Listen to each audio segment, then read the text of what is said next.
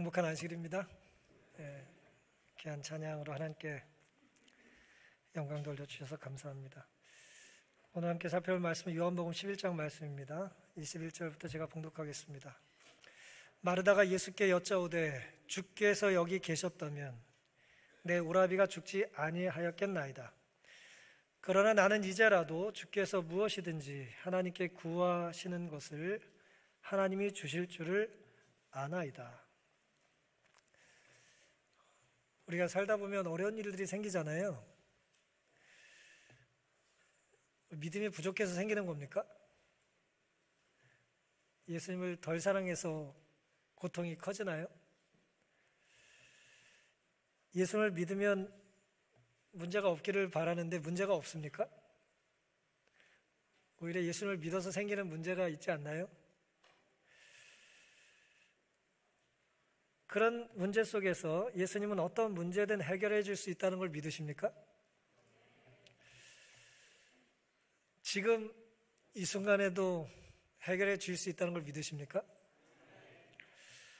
아멘을 하셔서 설교를 할 필요가 없을 것 같습니다.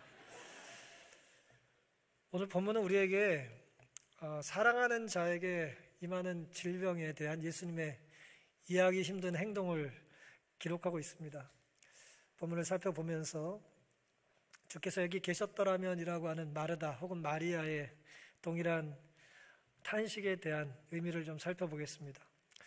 사랑하시는 자가 병들었나이다. 마르다가 예수님을 만나고 한 얘기입니다.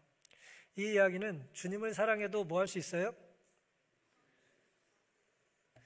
주님의 사랑을 받아도 뭐 할 수 있어요? 아플 수 있습니다. 내가 주님을 사랑해도 아플 수 있고요. 주님이 나를 아무리 사랑하셔도 내가 병들 수 있습니다. 1절부터 읽겠습니다. 어떤 병든 자가 있으니 이는 마리아와 그 형제 마르다의 촌 베다니에 사는 나사로라. 이 마리아는 향유를 주께 붓고 머리털로 주의 발을 씻기던 자요 병든 나사로는 그의 오라비르라. 이에 그 누이들이 예수께 사람을 보내어 가로되 주여 보시옵소서 사랑하시는 자가 병들었나이다 하니 예수께서 들으시고 가라사대 이 병은 죽을 병이 아니라 하나님의 영광을 위하며 하나님의 아들로 이를 인하여 영광을 얻게 하려 함이라 하시더라. 예수께서 본래 마르다와 그 동생과 나사로를 사랑하시더니 나사로가 병들었다 함을 들으시고 그 계시던 곳에 이틀을 더 유하시고. 나사로와 마르다, 마리아는 주님과 특별한 관계를 맺었던 그런 사이입니다. 요즘 말로 이제 절친이죠, 절친. 아주 가까운 사이입니다. 절친 있으세요? 절친 관심 없습니까? 예수님과 절친이었어요. 얼마나 가까운 사이였는지를 화이트는 이렇게 기록하십니다. 가장 확고한 그리스도의 제자들 가운데 베다니에 사는 나사로가 있었다. 그는 그리스도를 처음 만났을 때부터, 예수님을 처음 만났을 때부터 그에 대하여 믿음이 강했고 사랑이 깊었으며 또한 구주의 총애를 받고 있었다. 아주 출발이 좋아요. 아주 잘 되고 있습니다. 지금 좋은 관계를 맺고 그 믿음이 잘 유지가 됐습니다. 그는 모든 인간 가족을 사랑하셨으나 예수님 얘기입니다. 특별히 친근한 교제를 나누는 사람들이 있었다. 편애하셨다는 의미가 아니라 특별한 관계가 있으셨다는 겁니다. 때때로 나사로의 가정에서 휴식을 얻으셨다. 후한 대접에 의존하셨다는 거예요. 대접을 받지 않으시면 굶으시고 또 잠자리를 제공받지 못하시면 춥게 나를 보내셨다, 뭐 그런 의미겠죠. 누군가의 대접에 의존하셨으며 진심 어린 환영과 순결하고 거룩한 우정을 발견하셨다. 나사로 가정에서 그랬다는 겁니다. 이 내용을 보니까 주님과 이렇게 특별한 관계라도 뭐 할 수 있어요? 아플 수 있어요. 지금 어디 여행 갔다고 편찮으신 분들이 몇 분 계신데 사랑 많이 받아도 아플 수 있습니다. 주님과 아무리 가까운 사람이라도 우린 다 죄인이잖아요. 죄의 영향으로부터 자유롭지 않아요. 우리가 다 죽지 않습니까? 제가 평균 한 주에 한 번은 장례식을 가는 것 같은데 우리가 다 잠들어요. 그렇죠? 죄의 대가를 누구나 치러야 합니다. 아무도 죽은 후부터 자유롭지 못해요. 예수님을 사랑하기 때문에 죽음이 없는 게 아니에요. 예수님이 우리를 사랑하시기 때문에 우리가 죽지 않는 게 아니라는 거예요. 성경은 예수님을 사랑하는 자, 예수님이 사랑하는 자도 병이 걸려 죽는다고 기록을 하고 있습니다. 예수께서 쉬시고 나셨던 평화로운 가정에 슬픔이 찾아왔다. 나사로가 갑자기 병에 걸렸다. 그들은 저희 오라비에게 무서운 병이 들린 것을 알았으나 그리스도께서 각종 질병을 치료할 수 있음을 보이신 사실을 알고 있었다. 그들은 고민 가운데 빠진 저희를 예수께서 동정하시리라고 믿었다. 믿었을까요? 안 믿었을까요? 확실히 믿었겠죠. 우리는 어떤 사이니까? 특별한 사이잖아요. 이게 보통 사람이 전화하는 거랑 다르다니까요. 회의 중이라고 핑계대고 안 받는 전화가 아니에요. 이건 뭐 당장 들고 나가서 받아야 될 그런 연락이란 말이에요. 그들은 예수께서 저희 기별에 즉시 응답하여 베다니에 도착하시자마자 그들에게 오시리라고 뭐 했어요? 의심하지 않았어요. 믿었습니다. 그러면서 정갈의 내용이 흥미롭죠. 사랑하시는 자가 병들었나이다. 누가요? 예수님을 사랑하는 자가 병들었습니다라고 말하지 않고 예수님이 특별히 사랑하는 우리 오라비가 지금 죽게 생겼습니다라고 이제 표현을 한 겁니다. 그냥 그 말만 하면 누가 오실 거라고 생각했어요? 당연히 예수님이 오실 거라고 확실하게 믿은 것입니다. 그냥 오시는 게 아니라 오셔서 뭐예요? 고쳐주실 걸 믿은 겁니다. 주님을 기다렸어요. 기대했습니다. 그리고 간절히 기도드렸습니다. 그들이 잘못한 겁니까? 기대도 하지 말고 기다리지도 말고 기도도 하지 말았어야 되나요? 그런데 실망할 일이 벌어졌나요? 뭐가 문제였을까요? 뭐가 문제예요? 문제가 생겼잖아요. 뭐가 문제죠?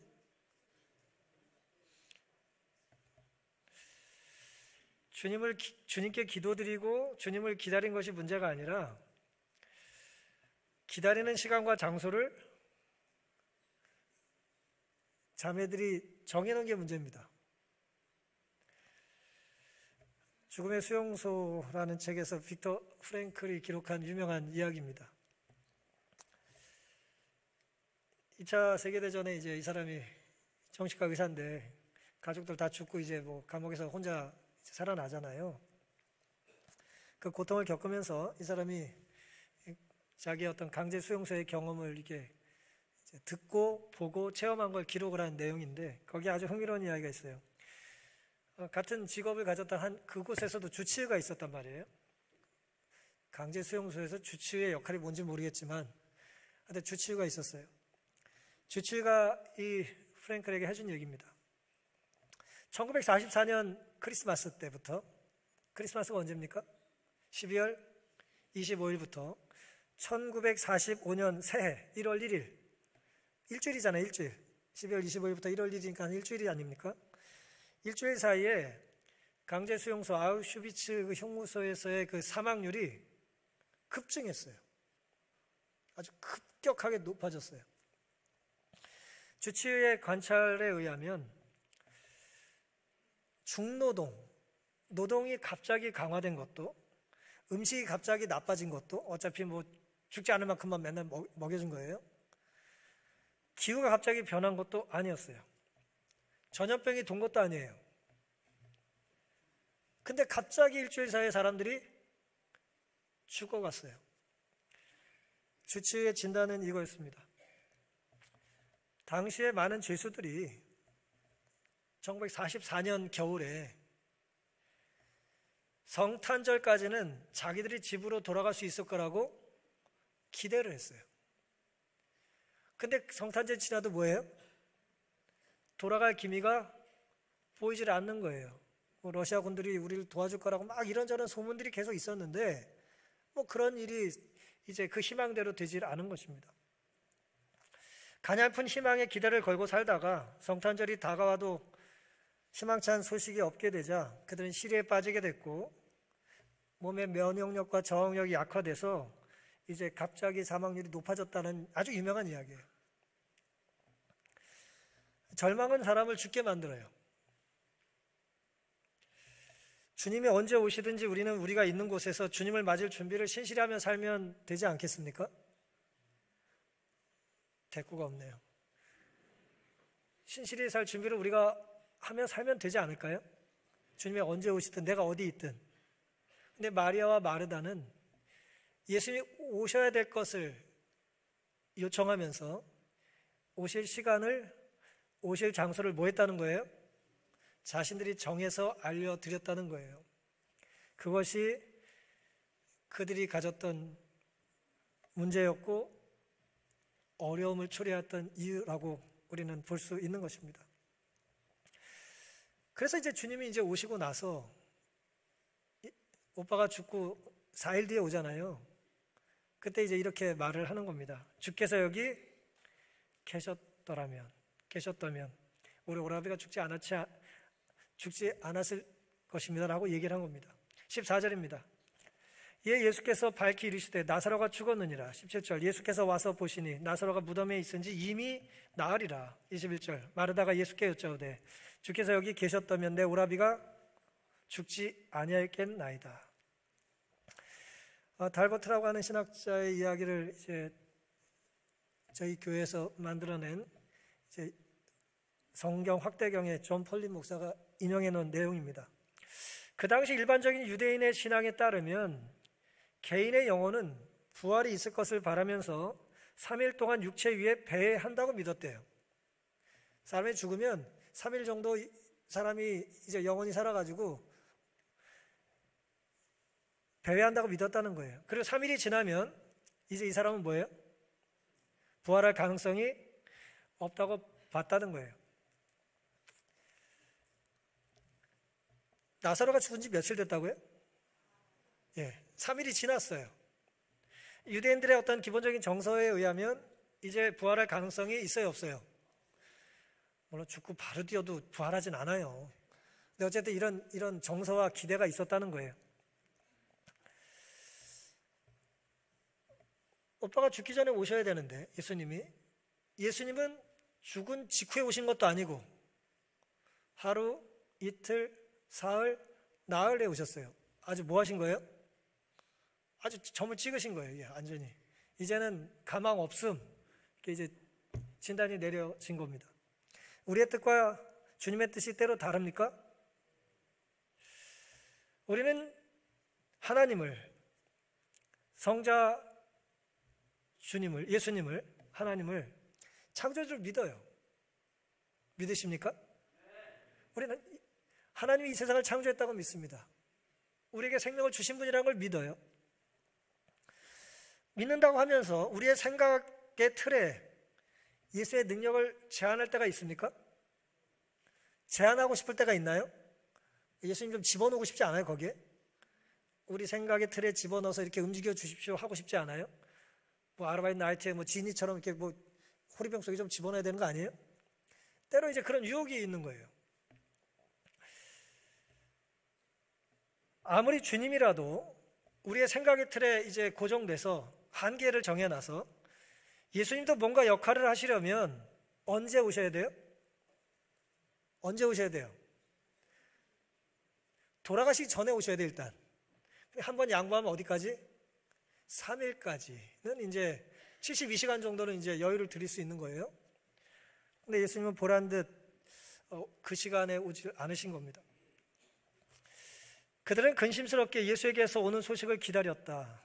저희 오라비가 아직 살아서, 이게 중요해요. 아직 살아서 목숨이 붙어있는 동안 저들은 기도하며 예수께서 오시기를 기다리고 있었다. 그러나 이 편지를 보낸 사자는 예수를 모시고 돌아오지 못했다. 다만 그는 이 병은 죽을 병이 아니다라는 기별을 가져왔다. 그래도 희망이 있나요? 예수님이 오시진 않았지만 안 죽을 거래요 라는 이야기를 들려주셨다는 거예요. 안 죽을 거라는 얘기를 들려준 겁니다. 그들은 나사로가 살게 되리라는 희망을 굳게 붙잡고 매달렸어요. 오빠 안 죽는데, 예수님이 오시진 않았는데 돌아가시지 않을 거래요. 죽을 생각 하지 마요. 그래서 이제 계속 이제 위로를 했겠죠. 그들은 거의 의식이 없는 환자에게 부드럽게 희망과 격려의 말을 하려고 했었다. 계속해서 이제 막 얘기하는 거예요. 못 들으면 혹시 오빠가 의지를 꺾을까 봐 말이에요. 나사로가 죽었을 때 그들은 뭐 했어요? 엄청난 실망을 한 겁니다. 어떤 실망을 했을까요? 한번 생각을 해보세요. 어떤 실망을 했겠어요? 예수님이 안 오셨어요. 그 실망을 했습니다. 두 번째, 뭐예요?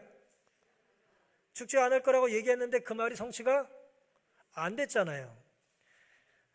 그 두 가지 엄청난 실망을 한 겁니다. 주님을 향한 기대는 무너졌고요. 주님의 말씀은 틀렸어요. 이거 어떻게 이해해야 될까요? 만약 그리스도께서 그 병실에 계셨더라면 사탄이 그를 이길 힘이 없었을 것이므로 나사로는 죽지 않았을 것이다.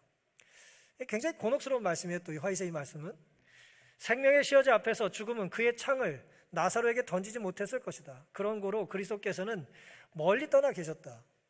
무슨 뜻이에요? 내가 가면 안 죽으니까 안 간 거다, 그 얘기예요. 원수가 그의 능력을 행사할 수 있도록 허락하신 것은 그가 정복한 원수로부터 나사로를 다시 찾아오시기 위함이었다. 완전히 죽은 다음에 살리실 계획이었기 때문에 죽게 놔두셔야 됐다는 것이 이제 화이색 이야기입니다. 이 말씀의 요지는 이겁니다. 죽든 살든 우리 생명은 누구 거예요? 하나님 거예요. 살게 하신 분은 뭐 하실 수 있어요? 죽게 허락하실 수 있고, 죽은 자를 뭐 하실 수도 있어요? 다시 살리실 수도 있죠. 근데 우리는 어떻게 생각해요? 주신 하나님은 생명이 붙어있는 동안 연장은 좀 하실 수 있을 것 같은데 한번 끊기면 뭐예요? 못 하실 것 같다고 우리는 우리의 생각 속에 예수님을 이제 능력을 제한하고 싶은 것입니다. 그런데 주님은 질병으로부터 회복을 기대하신 게 아니라, 원하셨던 게 아니라 죽은 자를 뭐 하시고 싶으셨던 거예요? 부활시키고 싶은 그런 계획을 가지고 계셨던 겁니다. 따라서 우리는 기도를 드리는 동안 우리가 기대하면서 기도 드리잖아요. 그렇죠? 어젯밤에도 간절히 기도하며 간밤을 지새고 이곳에 오신 분이 혹 계실지도 모르겠어요. 우린 기도를 기대하며 드리잖아요. 하지만 주님의 응답에는 뭐가 있을 수 있어요? 차이가 있을 수 있다는 거예요. 그리스도가 계신 자리라고 하는 책에서 켈빈 밀러는 이렇게 말을 합니다. 우리가 간절히 병이 낫게 기도를 할 때 이야기해요. 몇 사람은 병이 낫지만 대다수는 아니라는 거예요. 성공과 치유를 위한 기도에서 몇 사람은 기적적인 응답을 받으나 대부분은 아니라는 거예요. 부의 축복을 받거나 치유된 몇 사람은 하나님의 선택된 소수로 간주되는 반면 여전히 아픈 우리는 하나님의 이류 백성이라는 실망과 의심으로 괴로워하며 영적 열등감에 시달려야 하냐는 거예요. 이런 현실적인 어려움이 있다는 거예요. 그러니까 영성이 뛰어난 아주 학자가 질문하는 겁니다. 우리의 기도가 응답받으면 인류 시민이 되고 응답을 잘 못 받으면 이류 하등 시민이 되냐 이거예요. 이류 그리스도인이냐는 거예요. 우리가 기도를 그렇게 생각하고 하나님의 응답을 그렇게 받아들여야겠냐는 거예요. 그렇지 않다는 거예요. 따라서 켈빈 밀러는 이렇게 말을 합니다. 때로 응답이라는 결과가 하나님을 드러내기보다는 오히려 가릴 때가 있다는 거예요.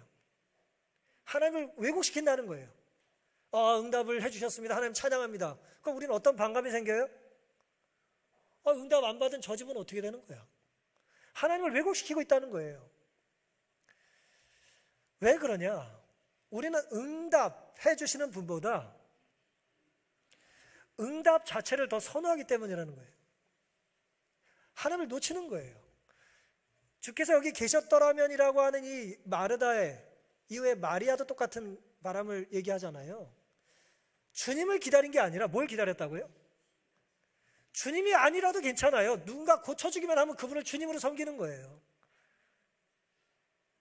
우린 그런 유혹에 많이 빠지는 겁니다. 오늘 우리에게도 마르다와 마리아의 도전이 있어요. 유혹이 있습니다. 그래서 켈빈 밀러는 또 이렇게 말을 해요. 기도할 때 세 가지를 기억하자는 거예요. 기도 드릴 때는 첫째, 우리의 소원을 거리낌 없이 전부 아뢰야 된다는 거예요. 가리지 말고 숨기지 말고 전부 아뢰라는 거예요. 두 번째가 중요합니다. 우리가 원하는 것이 하나님의 뜻에 따라 뭐가 될 수가 있어요? 보류될 수 있음을 인정해라. 하나님의 뜻에 따라 우리의 기도가 멈출 수 있다는 거예요. 그럴 수 있다는 걸 인정해야 되는 겁니다. 세 번째, 기도의 참된 동기가 우리가 원하는 것이 아니라 누가 원하시는 것이요? 하나님이 원하시는 것이 되어야 한다는 거예요. 그렇게 생각하십니까? 그렇게 기도 드리실 마음 있으십니까? 이것이 참된 기도를 드리는 자의 자세가 되어야 하지 않겠습니까? 우리는 나의 원대로가 아니라 아버지의 원대로 기도가 응답되어야 된다는 그 교훈을 주신 십자가 오르시기 전에 예수님의 기도를 우리는 기억할 필요가 있습니다. 근데 우리는 끊임없이 나의 원대로 마옵시고가 아니라 하나님의 원대로 마옵시고 나의 원대로 해달라는 기도를 우리는 간절히 시간도 정해서 공간도 정해서 우리는 드릴 때가 있다는 것이죠. 이런 유혹으로부터 우리가 벗어날 수 있도록 하나님께 더 간절히 기도하는 우리가 될 수 있기를 간절히 바랍니다. 세 번째, 마르다의 대화 속에 우리가 배울 수 있는 매우 중요한 교훈은 이런 중에라도 마르다는 그러나 나는 이제라도라는 엄청난 신앙 고백을 해요. 22절입니다. 그러나 나는 이제라도 주께서 무엇이든지 하나님께 구하시는 것을 하나님이 주실 줄을 아나이다. 예수께서 가라사대 너의 오라비가 다시 살리라. 그리스도께서는 그들이 오라비의 죽은 얼굴을 바라볼 때 간절히 귀에다 대고 얘기했는데 어느 순간 숨이 끊겼어요. 그 오빠의 죽은 얼굴을 바라볼 때에 구주에 대한 믿음이 격렬하게 시험받을 것을 아셨어요. 흔들리지 않겠습니까? 예수님 말씀과 다른 일이 벌어졌으니까요. 그러나 예수께서는 그들이 겪는 투쟁으로 말미암아 저희 믿음이 더욱 큰 능력으로 빛나게 될 것을 아셨다. 큰 믿음이라는 건 무슨 전제가 필요한 거예요? 큰 시련과 큰 의심이 있어야 되는 거예요. 예수께서는 그들이 당한 모든 슬픔의 고통을 경험하셨다. 예수께서 지체하는 것은 그들을 덜 사랑하기 때문이 아니었다. 예수께서는 그들과 나사로와 자신과 제자들 위하여 뭘 얻으셔요? 승리를 얻어야 한다는 것을 예수님이 더 잘 아셨어요. 하나님의 인도하시는 손길이 미치고 있음을 느끼려고 노력하는 모든 사람들에게 있어서 우리 같은 사람이요, 지난 한 주 힘들게 살았던, 간절히 이 문제를 해결하려고 씨름했던 우리들 같은 사람에게 있어서 가장 큰 낙담의 순간은 바로 하나님의 도움이 가장 어디에 있어요? 가장 가까이 있는 때이다. 우리가 느끼지 못하는 것뿐이에요. 우리가 깨닫지 못하는 거고 믿고 싶지 않은 것뿐입니다. 분명히 선지자가 우리에게 이렇게 말씀하시는 거예요. 가장 힘들 때 가장 가까이 하나님이 우리와 함께 계시다는 거예요. 마르다와 마리아의 믿음은 나사로가 죽자 격렬하게 시험을 받았어요. 이때 가장 큰 시련의 순간은 가장 강력한 믿음이 필요할 때라고 말합니다. 혹 남에게 말 못한 낙담에 힘든 한 주를 보낸 분이 이곳에 계십니까? 절망의 늪에 빠져서 헤매고 계십니까? 어찌 하나님이 계시면 이런 일이 있을 수 있을까? 어떻게 우리 가정에 이런 일이 있을 수 있을까? 어떻게 우리 자녀에게 이런 일이 있을 수 있을까? 때로는 어떻게 우리 교회에, 어떻게 우리나라에 이런 일이 일어날 수 있을까? 그때야말로 하나님께서 가장 가까이 우리와 함께 계시다라고 하는 것을 믿고 살게 되시기를 간절히 바랍니다. 네 오라비가 다시 살리라는 예수의 대답은 즉시 변화된다는 희망을 주려는 의도가 아니었다. 예수께서는 마르다의 생각을 그의 오라비의 현재의 부활을 넘어서 의인의 부활로 이끄셨다. 이 일로 그는 마르다가 나사로의 부활을 통해 모든 죽은 의인의 부활에 대한 보증과 구주의 능력이 이를 이루시리라는 확신을 가질 수 있게 하셨다. 그 한 사람을 부활시키는 것으로 끝나는 것이 아니라 모든 죽은 의인들이 부활할 것에 대한 약속과 그런 능력을 베푸실 수 있는 분이 주님이라는 것을 이때 뭐 해주신 거예요? 선언하신 겁니다.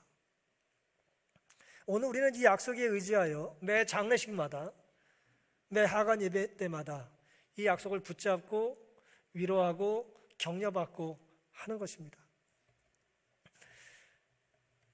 요한복음 11장 24절입니다. 마르다가 가로되 마지막 날 부활에는 다시 살 줄을 내가 아나이다. 예수께서 가라사대 나는 부활이요 생명이 나를 믿는 자는 죽어도 살겠고 무릇 살아서 나를 믿는 자는 영원히 죽지 아니하리니 이것을 네가 믿느냐? 가로되 주여 그러하이다. 나는 주는 그리스도시요 세상에 오시는 하나님의 아들이신 줄을 내가 믿나이다. 베드로 같은 똑같은 신앙 고백을 하는 것입니다. 주님 자신이 부활이시고 생명 자체가 되세요. 단순히 부활시켜 주시는 분이 아니라 주님 자체가 부활이고 생명이세요. 아들이 있는 자에게는 생명이 있다고 요한일서는 말하고 있지 않습니까? 주님은 어떤 분이시냐? 그리스도께서는 최초부터 있고 빌려오지 않고 다른 곳에서 파생되지 않는 생명이 있다. 예수님은 어디서 생명을 대출받아가지고 주시는 분이 아니에요. 주님 자체가 생명이세요. 그러니까 주님 자신을 준다는 건 뭘 주신다는 거예요? 주님의 생명을 주신다는 거예요. 그리스도의 신성은 믿는 자에게 영생에 대한 보증이다. 예수님을 믿는다는 것은 예수의 신성을 믿는 것이고, 예수님의 신성을 믿는다는 것은 예수님의 신성 속에 생명의 에너지가 가득 있다라고 하는 걸 나의 것으로 받아들이는 걸 믿는다는 거예요. 그리스도는 당신의 재림의 때를 내다보신다. 그리스도께서 나사로를 죽은 자들 가운데서 일으키심으로 곧 행하시려는 이적은 죽은 모든 의인의 부활을 대표한 것이다. 예수께서는 자신이 부활의 창시자이심을 선언하셨다. 이 약속을 믿으십니까? 이 약속을 믿고 사시기를 간절히 바랍니다. 주님을 제대로 믿는다면 따라서 이 약속이 지금 이곳에서든 나중 저곳에서든 주님의 능력을 우리는 제한하지 말아야 되지 않겠습니까? 마르다는 그리스도께서 말씀하신 말씀의 깊은 뜻을 모두 이해할 수는 없었으나 그는 그리스도의 신성을 믿는 믿음과 그가 하시기를 기뻐하시는 일을 무엇이든지 행하실 수 있다는 자신의 신념을 고백했다고 했습니다. 여기서 매우 중요한 교훈이 있습니다. 우리가 예수님을 믿을 때 예수님의 모든 것을 다 알고 이해하고 믿는 것이 아니에요. 그럴 수가 있어요, 없어요? 그럴 수가 없어요. 우리는 어차피 다 몰라요. 내일 무슨 일이 있는지 압니까? 내일 일 아세요? 내일 모레일 아세요? 우린 내일을 몰라요. 미래를 몰라요. 모르기 때문에 우리는 미래를 누구한테 맡기는 거예요? 주님께 맡기는 것입니다. 그리고 주님께서 책임질 수 있도록 우리는 그 길을 따라 살기를 결심하는 거예요. 믿는 대상이 주님이라면 주님의 말씀과 주님의 약속과 주님의 능력을 의심 없이 믿어야 돼요. 시간을 정해놓지 말고요. 공간을 제한 두지 말고요. 옆집은 응답받는 것 같아, 우리 집은 안 되는 것 같아. 뭐 저 집에는 되는 것 같아, 우리는 안 되는 것 같아. 그렇게 생각하면 안 된다는 거예요. 하나님의 능력을 뭐 하지 말자? 제한하지 마십시오. 하나님은 지금 오늘 이 순간 하나님의 거룩한 섭리 안에서 우리의 기도를 응답해 주실 수 있고요. 또 나중에 하나님의 거룩한 시간편에서 우리의 기도를 응답해 주실 수도 있어요. 문제는 나중에 응답해 주시는 그 기도의 응답이 오늘 나의 기도를 부정하는 것이 아니라 내가 드린 이 작은 크기의 기도보다 더 큰 응답으로 해줄 수 있는 분이라는 걸 우리는 뭐 해야 합니까? 믿어야 되는 거예요. 지금 당장 해결되어 살 것 같지만 그렇지 않다는 거예요. 이 시련을 견디시고 참아내시고 주님을 붙잡고 사시면서 마르다처럼 그러나 나는 이제라도 주님이 너무 늦게 오신 것 같은 지금이라도 이제는 아무런 가능성이 없는 것 같은 지금이라도 주님은 역사하실 수 있고 능력을 베푸시는 분이라는 것을 내가 믿겠다는 거예요. 그리고 그 믿음을 내가 아는 거라고 고백을 하고 있는 것입니다. 믿음으로 알물 고백할 수 있는 그 신앙 고백이 우리의 것이 될 수 있기를 간절히 바랍니다. 마르다처럼 나는 이제가 그 어떤 상황이라 할지라도 주님을 믿고 순종하며 살기를 다짐하는 우리 모두가 되기를 간절히 바랍니다. 대리사회라고 하는 책이 있습니다. 김민섭이라는 사람이 쓴 책인데요. 이 사람은 나는 지방대 시간 강사다라고 하는 아주 주목할 만한 제목의 책을 쓴 일이 있습니다. 근데 대리사회라고 하는 책을 썼는데 이 사회가 지금 자꾸 대리사회가 된다는 거예요. 주체적으로 살지 못하고 이제 자기 생각과 말을 주도적으로 잘하지 못하고 이제 어쨌든 눈치를 봐야 되고 이제 위축당하고 각각 을의 위치에 있는 그런 사회로 자꾸 변하고 있다는 거예요. 대학에서 자리 잡지 못하고 정교수 자리를 얻지 못하고 이제 전전하다가 이제 과감하게 대학에서 나왔어요. 그리고 이 사람이 택한 직업이 몇 개 있습니다. 뭐 맥도날드에서 일도 하고요. 지금은 무슨 일을 하다가 이 책을 썼냐면 벌써 꽤 몇 년 전 얘기지만 기사 일을 했어요. 무슨 기사? 무슨 기사?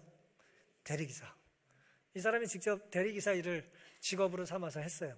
자기의 경험을 이렇게 기록한 겁니다. 대리운전을 할 때면 자연스럽게 나는 운전석에, 차의 주인은 조수석에 자리를 잡는다.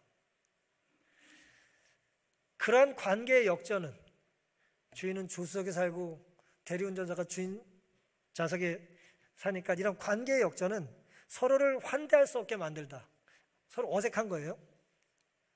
손님은, 차의 주인은 언제나 나보다 더 자신감 있는 몸짓과 표정으로 말한다. 누구 차니까? 내 차니까. 기사로 부리는 거잖아요. 자신감 있게 말을 해요. 근데 대리운전은 뭐예요? 운전기사는 조심해야 돼. 눈치를 봐야 돼. 내가 혹시라도 이 사람의 기분을 상하게 하면 안 되잖아요. 여기서 내리세요 그러면 안 되잖아.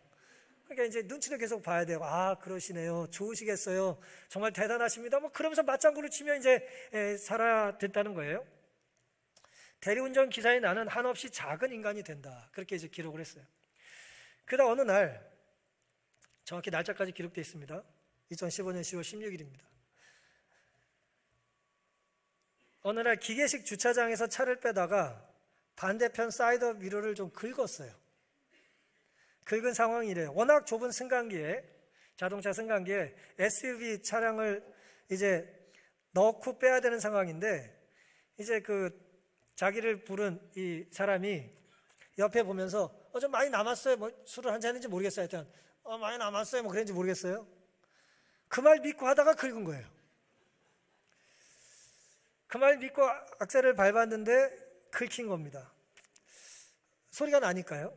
서로 운행을 마치고 확인하기로 했는데 손님 쪽을 긁었는지 손님이 창문 바깥으로 이렇게 보더니 좀 긁혔네요 라고 말을 했습니다. 그다지 신경을 쓰지 않는 눈치였습니다. 하지만 나는 좀이라고 하는 부사가 무척이나 신경이 쓰였어요. 이 사람이 국어 가르치던 교수였거든요. 비록 자리를 못 잡았지만 그 부사가 계속 머릿속에 맴도는 거예요. 좀. 저 사람의 좀은 얼마만큼의 좀일까? 그냥 웃으며 넘어갈 수 있는 정도일까? 아니면 보험 처리를 해야 하는 정도일까?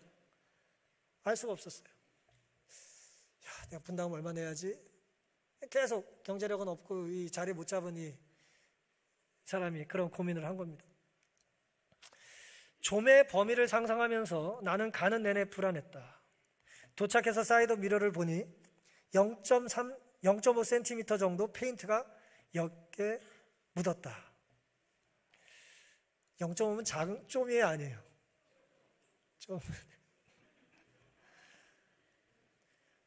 좀 겸손하게 이제 묻습니다. 공손하게. 손님 어떻게 하실 겁니까? 어두운 표정을 지으며 그 사람이 뭐 이런 걸로 하고는 괜찮으니 가시라고 했어요. 나는 그에게 죄송하다는 말을 여러 차례 하고는 주차장에서 나왔다. 마음이 진정되지 않아서 뭐에 홀린 것처럼 걸어 나왔다. 사실 그의 마음이 바뀔까 봐 불안했다. 빨리 뛰어나와서 그러고 보면 의뢰의 자리에서는 단어 하나에도 많은 의미를 부여하게 된다. 좀이라는 부사 하나라도 나는 5만 가지 상상을 했다. 많이, 적당히, 조금 이런 모호한 부사들은 듣는 사람을 난처하게 만든다. 우리는 갑의 자리에서 별 생각 없이 툭툭 말을 던지곤 한다. 뭐 이런 이야기입니다. 사랑하는 성도 여러분, 예수님과 우리의 관계는 어떻습니까? 예수님은 갑이고 우린 을인가요? 간다 그래놓고 안 오고, 온다고 해놓고는 안 오고, 뭐 안 간다 그러고 오고, 막 어떻게 생각하십니까? 예수님이 대리를 부른 차 주인 같은 분이고 우리는 예수님의 부름에 응답하는 대리운전 기사 같은 관계인가요? 아니면 반대입니까 혹시? 우리가 필요할 때 예수님 이거 운전 좀 해보세요. 긁었네? 그런 관계인가요? 주님은 우리를 불러놓고 조금 늦었다고 다른 대리기사 차를 타고 가는 분이십니까? 김희섭 씨가 그런 얘기를 써놨어요. 힘들게 막 그 콜 잡아가지고 가는데 초 앞에서 막 딴찰 타더래. 그 서운함, 속상함, 그것 조금 기다려주지 않는 그 아쉬움. 주님이 우리를 부르셨다면 우리를 기다리실까요? 주님이 약속하셨다면 그 일이 이루어질까요? 이 병은 죽을 병이 아니다. 네 오라비는 다시 살 거다. 나는 부활이고 생명이다. 나를 믿는 자는 죽어도 살겠고 살아서 나를 믿는 자는 영원히 죽지 아니하리라는 말씀은 그대로 성취될까요? 우린 그걸 믿는 사람들입니다. 그걸 믿지 않으면 이곳에 계실 이유가 없어요. 시간 낭비예요. 믿지 않는데 뭐하러 이 자리에 있습니까? 믿는다면 끝까지 우리는 충성스럽게 신실하게 살아야겠죠. 계시록 22장입니다. 이것들을 증거하신 이가 가라사 내가 진실로 속히 오리라 하시거늘 아멘 주 예수의 오시옵소서. 이 속히가 얼마만큼의 속히인지 저는 몰라요. 하지만 오실까요? 오실 겁니다. 주님은 약속을 지키실 겁니다. 주님이 약속하셨으니 이 약속은 확실한 겁니다. 사람들의 약속은 불안하고 때로 의심스럽지만 주님의 약속은 확실히 성취될 것입니다. 주님이 말씀하셨으면 그것은 뭐 한 거예요? 성취된 것과 같아요. 죽을 병이 아니라는 말은 잠시 죽었다 눈을 뜨는 것이기 때문에 예수님의 관점에서는 뭐 한 거예요? 죽지 않은 것과 같은 거예요. 다시 살리실 것이기 때문에 안 죽을 거야 라는 말이나 죽은 거나 우리가 보기엔 전혀 다르지만 주님 보시기엔 다를 게 있어요, 없어요? 다를 게 없는 거예요. 결국 이길 거다라고 하는 말은 지금 지고 있어도 유효한가요? 유효해요? 유효한 거예요. 우린 그걸 믿는 것입니다.